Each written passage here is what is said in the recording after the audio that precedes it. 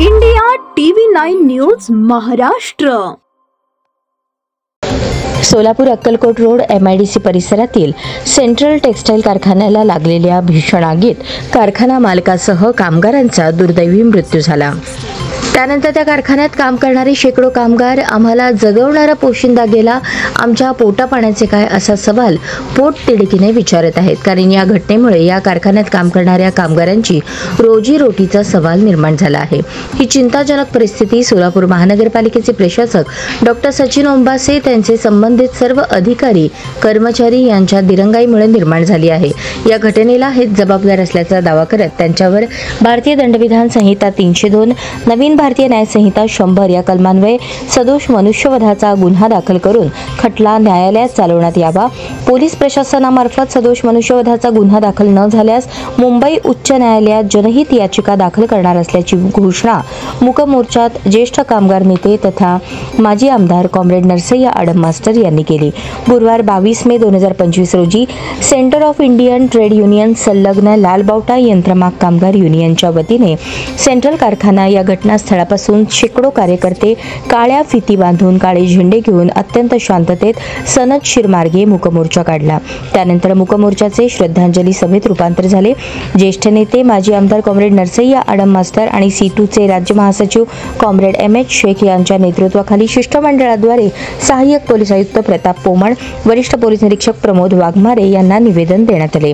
या प्रसंगी या शिष्टमंडळात माकपचे जिल्हा सचिव comrade Yusuf Shaikh major, comrade Venkatesh Kongari, comrade Kishore Mehta, comrade Lingavva Solapure व मैतानचे कुटुंबीय आदींचा समावेश होता.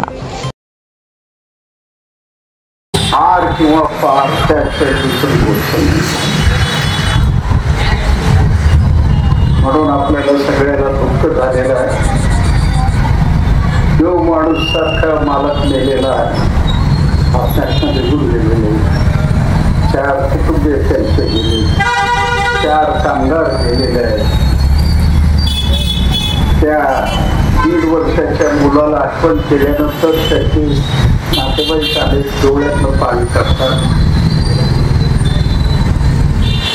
भयानक घटना केवळ महानगरपालिकेच्या मूर्खपणामुळे रेक्सून त्यांच्याकडे नव्हतं, आपत्कालीन व्यवस्था नव्हती, फायर ब्रिगेडच्या गाड्या नव्हतं.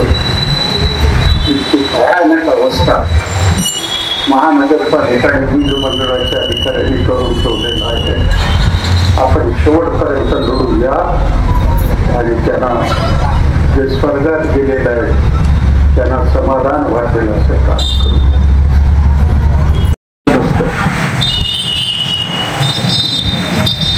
त्या क्षणाला सगळ्यांना या ठिकाणी बोलवलं. बघा, अरे 1.5 वर्षाच्या मुलाला घेऊन बाथरूम मध्ये 3 तास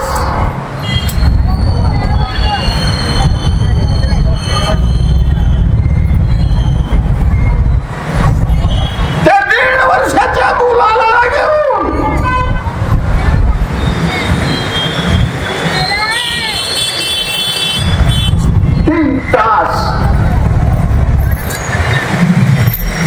महापालिकेची रेस्ट्रिक्टी नाही, आपत्कालीन व्यवस्था नाही.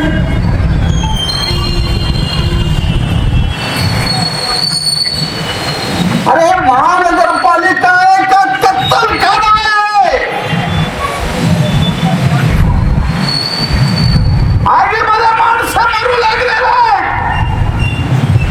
मालक मरू लागला, कामगार मरू लागला.